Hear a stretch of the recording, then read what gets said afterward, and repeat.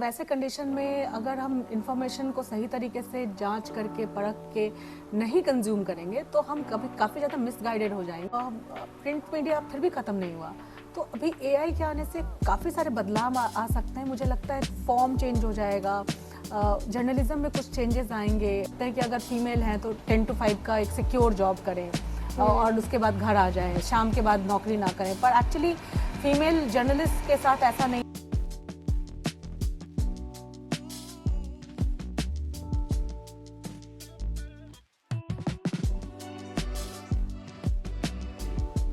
Hello ma'am, कैसे हो आप? मैं बिल्कुल ठीक हूँ रमेन, आप कैसे हो? मैं भी ठीक हूँ।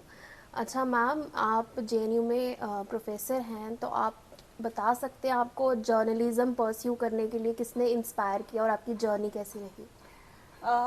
जर्नलिज्म परस्यू करने के लिए इंस्पिरेशन मैं कहूँगी मैंने खुद से एक्सप्लोर किया, क्योंकि हमारे छोटे छोटे शहरों में वैसे मैं बिहार से बिलोंग करती हूँ और एक छोटे से शहर मुजफ्फरपुर से बिलोंग करती हूँ। वहाँ पे जर्नलिज्म तो लड़कों के लिए भी इतना ज़्यादा ल्यूक्रेटिव या फिर इतना ज़्यादा आकर्षक पेशा नहीं था, तो लड़कियों के लिए तो वैसे ही कोई नहीं सोचता था। तो मेरे पिताजी चाहते थे कि मैं इंजीनियर बनूं या उसके बाद यूपीएससी करवाना चाहते थे, पर मैंने न्यूज़पेपर्स में बहुत पढ़ती थी और मुझे न्यूज़पेपर में ही पता चला पढ़ के कि Indian institute of mass communication एक बहुत ही प्रीमियर इंस्टीट्यूशन है इंडिया का जर्नलिज्म के लिए, और मेरा इंटरेस्ट उसमें बढ़ा क्योंकि मैं लिखने में बहुत इंटरेस्टेड थी। तो मुझे लगा कि मैं अगर ये प्रोफेशन चूज़ करूँगी क्योंकि मुझे लिखने का काफ़ी शौक है, तो ये मेरे लिए बिल्कुल सही सूटेबल प्रोफेशन होगा। और इंस्पिरेशन नहीं था, लाइव इंस्पिरेशन नहीं था, पर वैसे मैंने काफ़ी ज़्यादा बड़े बड़े साहित्यकारों को पढ़ा और मैंने देखा कि वो सब भी पत्रकारिता से कहीं ना कहीं जुड़े हुए थे, तो वो एक तरीके से एक इनडायरेक्ट इंस्पिरेशन तो था। ओके मैम, आप मेरे मेंटोर रहे हैं। आई know you from the last 8 years। आपने हर स्टेप पे हमारा साथ दिया है। हमने आपको खुद ग्रो होते देखा है, इवॉल्व होते देखा है।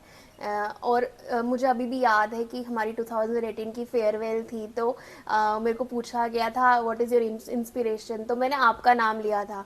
तो हमने भी वही चीज़ देख देख के, मतलब आपने क्या किया लाइफ में, कैसे पहुँचे हो, तो हमने भी उसी रास्ते को फॉलो किया है। अच्छा मैम, आप फैक्ट चेकिंग पे वर्कशॉप्स कराते हैं, क्या आप हमारे दर्शकों को बता सकते हैं कि व्हाट इज़ फैक्ट चेकिंग? देखिए, फैक्ट चेकिंग, पहले तो रमेन बहुत बहुत धन्यवाद कि आपने मुझे इतनी इज्जत दी कि मैं आपकी इंस्पिरेशन हूँ। मैं एक्चुअली स्टूडेंट्स के साथ जो बॉन्डिंग टीचर की होती है, अगर वो इस लेवल तक इंस्पायर कर पाएँ तो ये बहुत, मतलब मैं बोलूँगी कि मेरे लिए बहुत बड़े गर्व की बात है। हाँ मैम, और जैसे कि अब हमें कभी भी किसी चीज़ की ज़रूरत होती थी, तो you are just one call away. ठीक है, इवन हमें कोई पब्लिकेशन करवानी है या आपसे कोई एडवाइस लेनी है, आपने मेरा हमेशा साथ दिया है, तो हम वो चीज़ मतलब कभी भूल नहीं सकते हैं। बहुत बहुत धन्यवाद रमेन। आपने फैक्ट चेकिंग के बारे में पूछा।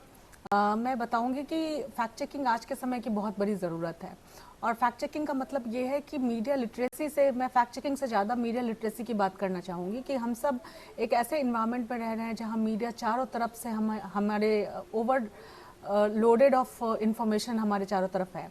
और वैसे कंडीशन में अगर हम इंफॉर्मेशन को सही तरीके से जांच करके परख के नहीं कंज्यूम करेंगे तो हम कभी काफ़ी ज़्यादा मिसगाइडेड हो जाएंगे और हम अपने डिसीजन मेकिंग में सही डिसीजन लेने में सक्षम नहीं रहेंगे। तो मीडिया लिटरेसी इसलिए बहुत ज़रूरी है कि जितनी ज़्यादा मीडिया हमारे चारों तरफ आजकल है और जितने ज़्यादा इन्फॉर्मेशन ना चाहते हुए भी हमारे पास आ रहे हैं, उनमें से कौन सा सही है, कौन सा गलत पे है, किस पे हम भरोसा करें, किस पे नहीं भरोसा करें, इसके लिए एक छोटा सा वर्कशॉप मैं करती हूँ जो गूगल न्यूज़ इनिशिएटिव की तरफ से मोस्टली होता है।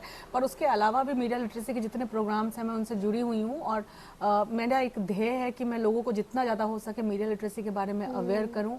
तो फैक्ट चेकिंग उसी से रिलेटेड एक चीज़ है। As I also belong to the journalism field, तो मैंने ये देखा है मिस इन्फॉर्मेशन के बारे में लोग चीज़ों को क्रिटिकली एनालाइज नहीं करते हैं और एज इट इज़ जो है वो अडेप्ट कर लेते हैं। तो मुझे भी यही लगता है कि फैक्ट चेकिंग जो है हर चीज़ के लिए, हर इन्फॉर्मेशन को सही से ग्रैब करने के लिए बहुत इम्पॉर्टेंट है। सही बात है रमेन, कि लोग जो है वो जो भी इंफॉर्मेशन आती है उसको सही मान के कंज्यूम करते हैं, और ये हाँ। बहुत गलत ट्रेंड चल रहा है। जिस तरह से हम अपने भोजन में बहुत ध्यान रखते हैं कि क्या खाएं क्या ना खाएं, हमारे बॉडी पे किस चीज़ का क्या असर पड़ेगा, ये भी तो फूड फॉर थॉट है। और फूड फॉर थॉट हमारे मेंटल स्टेटस पे किस तरह की चीज़ों का, क्या इन्फॉर्मेशन का क्या असर पड़ेगा, ये भी देखना हमारे लिए बहुत ज़रूरी है। तो इसके लिए अवेयर करना, आप खुद टीचिंग प्रोफेशन में हैं, आपने खुद देखा है कि मीडिया के स्टूडेंट्स भी बहुत हद तक अवेयर नहीं होते हैं। हाँ। इसमें हम ये बोल सकते हैं कि जो सही मीडिया लिटरेट है उसको फैक्ट चेकिंग के बारे में पता होना चाहिए। बिल्कुल। जी। Okay ma'am, tell us something about the national education policy. मैं कहूँगी कि नेशनल एजुकेशन पॉलिसी इस वक्त की बहुत बड़ी ज़रूरत थी, क्योंकि काफ़ी सालों के बाद, लगभग अगर मैं गलत नहीं हूँ तो 34 ईयर्स के बाद कोई पॉलिसी आई है एजुकेशन से रिलेटेड। और इस पॉलिसी के तहत आपको काफ़ी ज़्यादा स्टूडेंट्स के पास तो बहुत सारे ऑप्शंस हैं। आपको पता ही है कि इसमें इलेक्टिव्स भी है, वैल्यू एडेड कोर्सेज हैं, काफ़ी सारे इंटरडिसिप्लिनरी कोर्सेज हैं, और इंटरडिसिप्लिनरी एजुकेशन को काफ़ी ज़्यादा बढ़ावा दिया गया है। तो लिमिटेशन जो पहले थी स्टूडेंट्स के साथ, एक रिजिड स्ट्रक्चर था कि आप जो साइंस के स्टूडेंट हैं वो ये नहीं कर सकते, जो सोशल साइंस के स्टूडेंट हैं वो ये नहीं कर सकते, वो सब नेशनल एजुकेशन पॉलिसी में कहीं ना कहीं वो लिमिटेशंस ख़त्म कर दी है। और हमारे पास काफ़ी सारा स्कोप है ऐसा कुछ करने का, क्योंकि अभी के समय में इनोवेटिव स्टडी, इंटरडिसिप्लिनरी स्टडी का बहुत ग्लोबल लेवल पे इसकी डिमांड है।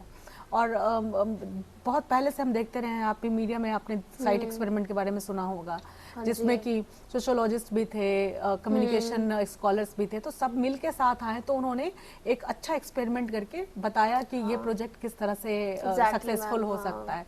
तो इसी तरह से अगर 3-4 फील्ड के लोग अगर एक साथ आए और इंटरडिसिप्लिनरी अप्रोच के साथ काम करें, तो वो अपने अपने फील्ड की एक्सपर्टीज लेकर आ सकते हैं। तो इस चीज़ को बखूबी एनईपी में जगह दी गई है। जी। अच्छा मैम, अगर हम स्कोप ऑफ जर्नलिज्म की बात करें, जैसे हम जम्मू कश्मीर में देखें कि लोग इतने अवेयर नहीं है इस सब्जेक्ट के, स्किल बेस्ड सब्जेक्ट की बात करें हम, फिर चाहे वो जर्नलिज्म है, फिर चाहे वो फैशन डिज़ाइनिंग है, फिर चाहे वो डिजिटल मार्केटिंग है, लोग इसके बारे में अवेयरनेस नहीं है जम्मू में। तो आप इसके ऊपर क्या बोलना चाहते हैं और क्या स्कोप है इसका? बहुत स्कोप है, मैं कहूँगी कि अभी के टाइम पे, लेकिन धीरे धीरे अवेयरनेस आ रही है। Exactly. कई सारे मेरे हाँ। स्टूडेंट्स जो हैं, जो जर्नलिज्म प्रोफेशन में हैं, वो भी पूछते हैं कि डिजिटल मार्केटिंग का कोर्स कहाँ करें, सर्च इंजन ऑप्टिमाइजेशन का कोर्स कहाँ करें, क्योंकि डिजिटल मीडिया में जो जर्नलिस्ट काम कर रहे हैं, अगर वो ये सारी चीज़ें नहीं जानेंगे तो उनके लिए मुश्किल होगी आगे बढ़ना। ग्रोथ के लिए काफ़ी ज़रूरी है डिजिटल मीडिया फील्ड में। अगर आप सिर्फ कंटेंट लिखना जानते हैं और आप एसईओ से वाकिफ़ नहीं हैं, तो आप बहुत हद तक अपनी रीच नहीं बढ़ा सकते। तो हाँ, आप ये सही कह रही हैं कि अभी तक ये स्किल बेस्ड कोर्सेज यहाँ पे इतने ज़्यादा इंट्रोड्यूस नहीं हुए हैं, कि नए कोर्सेज अलग अलग इंस्टीट्यूशंस में आ रहे हैं। अब जम्मू यूनिवर्सिटी में मास कम्युनिकेशन का कोर्स है, सेंट्रल इंस्टीट्यूट जम्मू में मास कम्युनिकेशन का कोर्स है, Indian institute of mass communication में है जम्मू में। उसके साथ साथ आप देखिए कई सारे कॉलेजेस में एज ए वोकेशनल कोर्स भी इंट्रोड्यूस किया गया है। तो ये सब काफ़ी अच्छी पहल है, और इस पहल के तहत मुझे लगता है कि ये सब जो स्किल बेस्ड कोर्सेज हैं ये यहाँ पे लाए जाएंगे, और यहाँ के जो स्टूडेंट्स हैं उनको इसका भरपूर फ़ायदा मिलेगा। क्योंकि हर समय ये चीज़, पहले से अगर सैचुरेटेड मार्केट होता तो शायद इतना फ़ायदा नहीं मिलता, लेकिन एक नई फील्ड है, नया ज्ञान है, नई चीज़ें हैं, स्टूडेंट्स भी सीखेंगे और एक मार्केट भी ग्रो करेगा यहाँ पर। जी मैम। ओके। अच्छा मैम, आप कब से टीचिंग लाइन में हैं, तो आप हमें बता सकते हैं उस टाइम पे एजुकेशन सिस्टम कैसा था, तो इस टाइम पे एजुकेशन सिस्टम में क्या डिफरेंस आया है, या किस तरह से इवॉल्व हुआ है, या आपको कौन सी सहूलतें मिली हैं अब इस टाइम पे? मैं कहूँगी कि अभी के स्टूडेंट्स बहुत लकी हैं, क्योंकि वो उनके पास बहुत ऑप्शंस हैं, उनके पास गाइडेंस भी बहुत ज़्यादा है। जहाँ हम एक तरफ ये देखते हैं कि बहुत सारी इन्फॉर्मेशन मीडिया की तरफ से आ रही है, वहीं काफ़ी ज़्यादा काम की इन्फॉर्मेशन भी मीडिया दे रही है। आपको अगर कोई भी चीज़ एक्सप्लोर करनी है तो बहुत आसानी से आप यूट्यूब वीडियोस देख के, बहुत आसानी से आप गूगल सर्च करके उसको ढूंढ सकते हैं इन्फॉर्मेशन को। हमारे टाइम पे ये चीज़ें नहीं थी, हमारे पास लिमिटेड ऑप्शंस थे। हमें मतलब बताया जाता था, जो भी इन्फॉर्मेशन मिलती थी घर के बड़े बुजुर्गों से मिलती थी, बड़े भाई बहन बताते थे, और थोड़ी बहुत चीज़ें बताते थे, जैसे कि अगर आपने साइंस किया है तो मेडिकल इंजीनियरिंग का स्कोप है, अगर आपने आर्ट्स किया है तो बैंकिंग का स्कोप है, और उसके बाद यूपीएससी, मतलब 4-5 ऑप्शन थे। और इवन ये भी कि भाई 80% से ज्यादा मार्क्स आए तो मैथ या साइंस ही लो, उसके इस सब्जेक्ट को तो कुछ समझते नहीं थे। बिल्कुल बिल्कुल। आर्ट्स और बाकी चीज़ों के बारे में इतना अच्छा व्यू नहीं था। तो अभी के समय में मैं देख रही हूँ कि इतने सारे फील्ड्स हैं जिसमें स्टूडेंट्स काफ़ी अच्छा कर सकते हैं, और ऐसा नहीं है कि किसी भी सब्जेक्ट को ज़्यादा उस दृष्टि से नहीं देखा जाता कि ये इसकी वैल्यू नहीं है, या हर सब्जेक्ट की अपनी वैल्यू है और हर सब्जेक्ट में स्कोप भी बहुत ज़्यादा है। स्किल बेस्ड सब्जेक्ट्स का ये भी है कि बच्चे जो हैं प्रोफेशनली और एकेडमिकली दोनों जगह जा सकते हैं। बिल्कुल बिल्कुल हाँ, बिल्कुल। उनके पास दोनों जगह अपॉर्चुनिटीज़ हैं। कल को वो अगर से बैचलर्स करते हैं तो फिर उसके बाद वो प्रोफेशनली काम कर सकते हैं, but if they want to pursue academics या आगे मास्टर्स करनी है, पीएचडी करनी है, then they can go for academics also. बिल्कुल। तो ये बहुत अच्छी बात है और मुझे लगता है स्किल तो होना ही चाहिए। अब जैसे मीडिया एक ऐसा फील्ड है जहाँ पे मुझे लगता है कि अगर थोड़ा बहुत आपने काम किया है ना, तो आपके एकेडमिक्स में भी काफ़ी ज़्यादा वैल्यू एनहांसमेंट होता है। तो मुझे ऐसा लगता है रमेन, आपकी बात बिल्कुल सही है कि और कई सारे फील्ड ऐसे हैं जिसमें अगर आपने फील्ड में काम किया है तो उसका इफेक्ट आपके टीचिंग में भी दिखता है, एकेडमिक्स में भी दिखता है। अब आप टीचर भी हैं, आप इस तरह से चैनल भी चला रही हैं, तो आप ऑब्वियसली बच्चों को ज़्यादा अच्छी तरह से प्रैक्टिकली बता सकती हैं कि क्या क्या चैलेंजेस इस फील्ड में आ सकते हैं, क्या क्या चीज़ें आप यूज़ कर सकते हैं। तो स्किल भी डेवलप हो रहा है और साथ साथ एकेडमिक्स में भी आपने ऑलरेडी काम किया है। तो ये चीज़ें जो हैं ये बहुत अच्छा एक कॉम्बिनेशन बनता है स्किल बेस्ड और ऑब्वियसली आप प्रैक्टिकल फील्ड में जाना चाहें तो वो भी कर सकते हैं, अगर आप आगे एकेडमिक्स में जाना चाहें तो हायर एजुकेशन परस्यू कर सकते हैं। तो बहुत बड़ा डिफरेंस है। मुझे लगता है अभी के बच्चे बहुत लकी हैं। यस मैम, हमने तो आपसे सेंट्रल यूनिवर्सिटी जम्मू में पढ़ा था, तो हमारा तो बहुत अच्छा एक्सपीरियंस रहा है आपके साथ। आपसे हमने बहुत कुछ सीखा है, आपने हमें बहुत हेल्प की है हर जगह। तो अब जैसे आप जेएनयू में पोस्टेड हैं, तो वहाँ का आपका एक्सपीरियंस कैसा है? जेएनयू में मैं कहूँगी कि इट्स लाइक होम कमिंग, क्योंकि मैंने अपनी एमफिल पीएचडी जेएनयू से ही की है। तो जेएनयू मेरे लिए बहुत नई जगह नहीं है और वहाँ का एक इन्वायरमेंट काफ़ी डिफरेंट है सेंट्रल यूनिवर्सिटी ऑफ जम्मू की तुलना में, क्योंकि सेंट्रल यूनिवर्सिटी ऑफ जम्मू में एक विद इन जो चीज़ें हम पढ़ाते थे, एक मास्टर लेवल के स्टूडेंट्स थे। जेएनयू में अभी हमारे पास सिर्फ पीएचडी स्कॉलर्स हैं, तो हम ज़्यादा रिसर्च बेस्ड सेंटर हैं, रिसर्च पे ज़्यादा हमारा फोकस है। सेंट्रल यूनिवर्सिटी ऑफ जम्मू में रिसर्च से ज़्यादा हमारा कोर्स कुरिकुलम पे फोकस था। हालांकि हम बहुत जल्दी हम मास्टर्स भी इंट्रोड्यूस करने वाले हैं जेएनयू में। मैं ये कहूँगी कि सेंट्रल यूनिवर्सिटी ऑफ जम्मू से में हमें जहाँ 1 घंटे की क्लास होती थी, जेएनयू में 2 घंटे की क्लास होती, तो टीचिंग आवर्स ज़्यादा है, पर बहुत डेप्थ में, क्योंकि रिसर्च ओरिएंटेड कोर्स है तो बहुत डेप्थ में जाके पढ़ाना पड़ता है। स्टूडेंट्स के साथ इंटरेक्शन बहुत अच्छा होता है and I always enjoy taking classes. तो मुझे पढ़ाना बहुत पसंद है। तो चाहे सेंट्रल यूनिवर्सिटी ऑफ जम्मू हो, चाहे सेंट्रल यूनिवर्सिटी ऑफ कश्मीर में रही हूँ मैं, चाहे सेंट्रल यूनिवर्सिटी ऑफ बिहार में थी या जेएनयू में हूँ, एक चीज़ जो कॉमन है वो है क्लासेस लेना, और वो मुझे बहुत पसंद है और हर जगह स्टूडेंट्स मुझे बहुत अच्छे मिलते हैं। हाँ। ये बहुत ही पॉजिटिव बात है। और ये भी है कि बेशक हम टीचर्स हैं, बट हमें स्टूडेंट से भी बहुत कुछ लर्न करने को बिल्कुल मिलता है। बिल्कुल बिल्कुल। जब आप डिस्कशन करते हो, कई बार आपको लगता है कि ये पॉइंट तो आपने स्टूडेंट्स जिस इजीनेस के साथ आपके साथ इंटरेक्ट करते हैं और कई बार काफ़ी इनोवेटिव और ओरिजिनल आइडियाज़ लेके आते हैं, तो लर्निंग जो है वो बोथ वेज होती है, 2 वेज लर्निंग है। ये नहीं कि सिर्फ टीचर सिखा रहा है, टीचर सीखता भी है इस प्रोसेस में। जी अच्छा मैम, जैसे आपने प्रोफेशनली भी काम किया है, एकेडमिक्स में भी आप कब से हैं, तो आप हमें बता सकते हैं कि आपका प्रोफेशनल एक्सपीरियंस कैसा है और how it is different from the academics experience? Very much different. Means मैंने तो प्रिंट में भी काम किया है, रेडियो में भी काम किया और टीवी में भी काम किया है। फील्ड में काफ़ी डिमांडिंग होता है, टाइम डेडलाइन बहुत मैटर करता है, क्योंकि आपके डेडलाइन से पहले आपको चाहे कुछ भी हो जाए, आपको न्यूज़ उस वक्त बना के देना है। तो देयर इज़ नो मर्सी और आपका कोई एक्सक्यूज़ नहीं चलता है कि आपकी तबीयत ख़राब है या किसी तरह की, मतलब वहाँ पे आपको काम करना है तो करना है, डेडलाइन को मीट करना है तो करना है। तो एक प्रेशर होता है हर समय, मतलब मैं तो फील करती थी वो प्रेशर कि आपको इतने टाइम में काम करके देना। एकेडमिक्स में थोड़ी ब्रीदिंग स्पेस है, वो प्रेशर नहीं है। एकेडमिक्स में आप इंजॉय करते हो काम को। इंजॉय मैं वहाँ भी करती थी, जो खुशी मिलती है अपना बाईलाइन देख के, उसको मैं बयान नहीं कर सकती, क्योंकि आपको बहुत खुशी मिलती है जब आपका नाम आता है या फिर किसी न्यूज़ के साथ एडिटर का नाम आता है, तो वो बहुत खुशी देता है। पर और उस खुशी के लिए फिर आपको लगता है कि इतनी मेहनत करना वर्थ इट था। पर जब आप काम कर रहे होते हो तब आपके ऊपर इतना प्रेशर होता है, इतना प्रेशर होता है न्यूज़ रूम के अंदर, तो वो प्रेशर यहाँ नहीं है, एकेडमिक्स में नहीं है। एकेडमिक्स में आप खुले रूप से डिस्कशन कर सकते हो, बात कर सकते हो, क्लासेस ले सकते हो, सिखाते हो, तो बहुत फ्लेक्सिबिलिटी है, तो वो मैं कहूँगी कि बहुत सी डिफरेंस है दोनों में। पर मैं फिर भी कहूँगी कि दोनों कॉम्प्लीमेंट्री है। मीडिया के फील्ड में खास तौर पे फील्ड का नॉलेज और एकेडमिक्स दोनों एक दूसरे को कॉम्प्लीमेंट करते हैं। अगर आपका फील्ड का नॉलेज है तो वो आप एकेडमिक्स में बहुत अच्छे से यूज़ कर सकते हो। एकेडमिक्स में आप सिलेबस ड्राफ्ट करने में आपके फील्ड का नॉलेज बहुत यूज़फुल होता है कि क्या चीज़ें चल रही हैं, कहाँ पे जॉब मिलेगी स्टूडेंट्स को, कहाँ पे स्कोप है, उसके हिसाब से आप अपना सिलेबस ड्राफ्ट करते हो। तो ये सब चीज़ें काफ़ी इनरिचमेंट होती है इसके कारण। जी मैम। अच्छा मैम, जैसे आजकल एआई का ज़माना है, तो आपको क्या लगता है कि एआई जो है वो ट्रेडिशनल या डिजिटल मीडिया को ओवरटेक तो नहीं कर रहा है? मुझे नहीं लगता। देखो, शुरू से ऐसा एप्रीहेंशन रहा है कि जब कोई नई चीज़ आती है तो लगता है कि पुरानी ख़त्म हो जाएगी। प्रिंट मीडिया 1780 से ऑलरेडी एग्जिस्ट करता है जिस फॉर्म में है। और हमें जब रेडियो आया था तो लगा था प्रिंट मीडिया ख़त्म हो जाएगा, जब टेलीविज़न आया था तो लगा था प्रिंट मीडिया ख़त्म हो जाएगा, डिजिटल मीडिया के आने पे भी ये लगा। लेकिन अभी इंडिया कुछ ऐसी कंट्रीज़ में से हैं जहाँ पे अभी भी प्रिंट मीडिया प्रॉफिट मेकिंग है। तो प्रिंट मीडिया फिर भी ख़त्म नहीं हुआ। तो अभी एआई के आने से काफ़ी सारे बदलाव आ सकते हैं। मुझे लगता है फॉर्म चेंज हो जाएगा, जर्नलिज्म में कुछ चेंजेस आएंगे, बड़ी सारी चीज़ें नई आ जाएंगी। पर दिस इज़ फॉर, मैं बहुत होपफुल हूँ कि this is for the betterment, कि आपको एक सपोर्ट मिलेगा। मैनुअली जो काम आप नहीं कर पाओगे वो एआई के थ्रू आप बहुत हद तक कर सकते हो। बिग डेटा को जब आपको एनालाइज करना होगा, आप मैनुअली एक इंसान कैसे कर सकता है? उसके लिए एआई की ज़रूरत उसके लिए एआई की ज़रूरत आपको पड़ेगी। तो आपको जहाँ जहाँ पे सपोर्ट की ज़रूरत है वहाँ पे आप सपोर्ट लीजिए।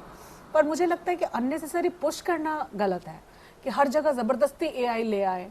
अब जैसे एआई एंकर का बड़ा क्रेज़ है आजकल। हाँ। कि अब आज तक में एआई एंकर सना है, कुछ एक्साइटिंग चीज़ें हैं, पर वो भी मतलब ह्यूमन बीइंग से काम चल सकता है। मुझे लगता है एआई का इस्तेमाल वहाँ होना चाहिए जहाँ पे सचमुच उसकी ज़रूरत है।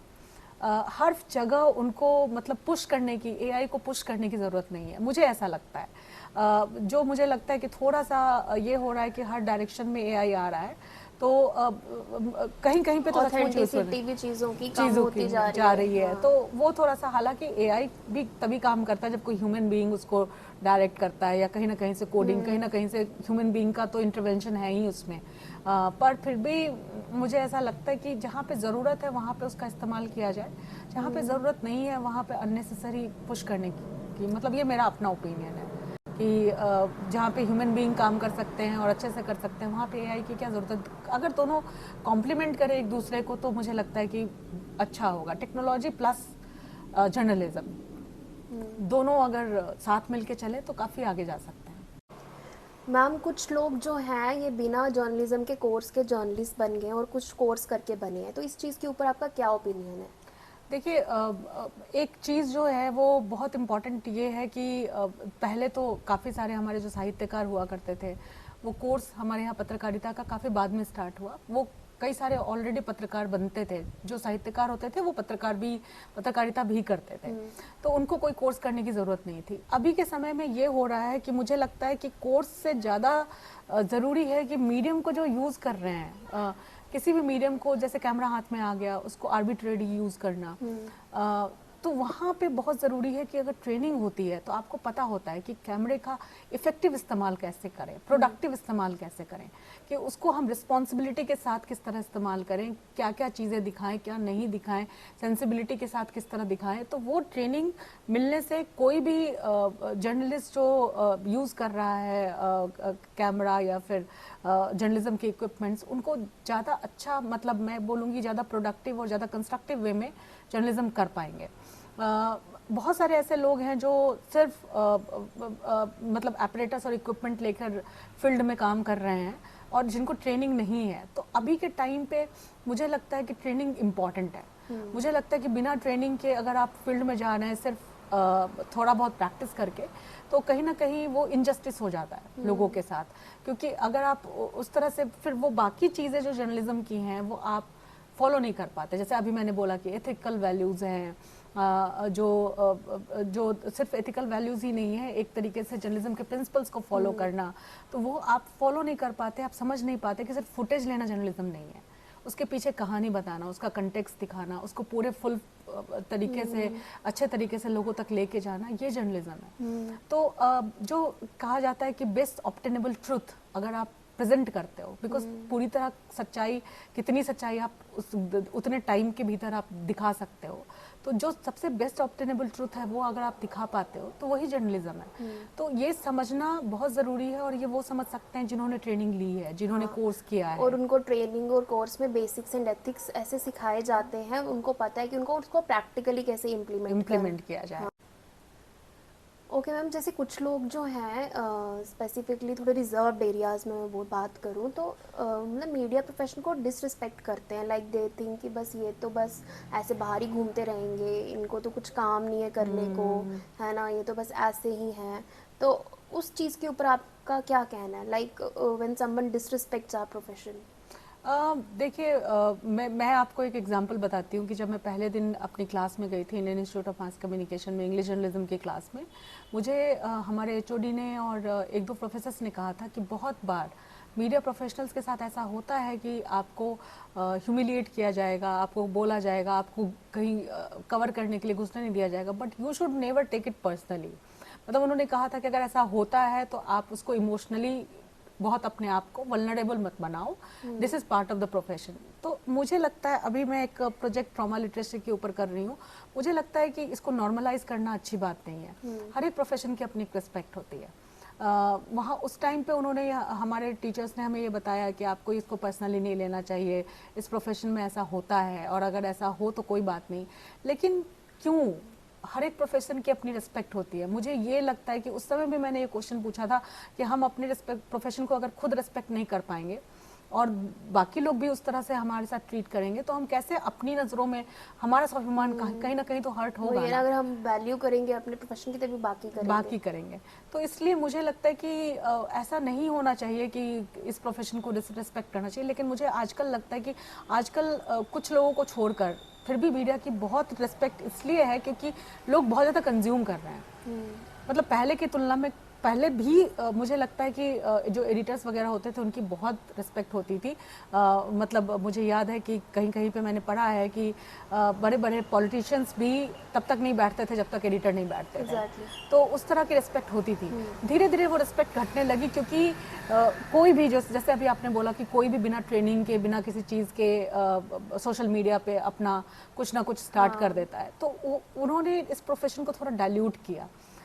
तो रिस्पेक्ट इसलिए घटी कि लोगों को लगने लगा कि अच्छा इनको कुछ नहीं है, क्योंकि आपने प्रोफेशनल तरीके से काम नहीं किया। प्रोफेशनल तरीके से अगर काम होता और हर किसी के हाथ में एक मोबाइल फ़ोन की तरह और ये कैमरे की तरह ये प्रोफेशन नहीं आ जाता, क्योंकि अब तो लोगों को लगता है बस मेरे पास मोबाइल फ़ोन है, कैमरा है, मैं जर्नलिस्ट हूँ।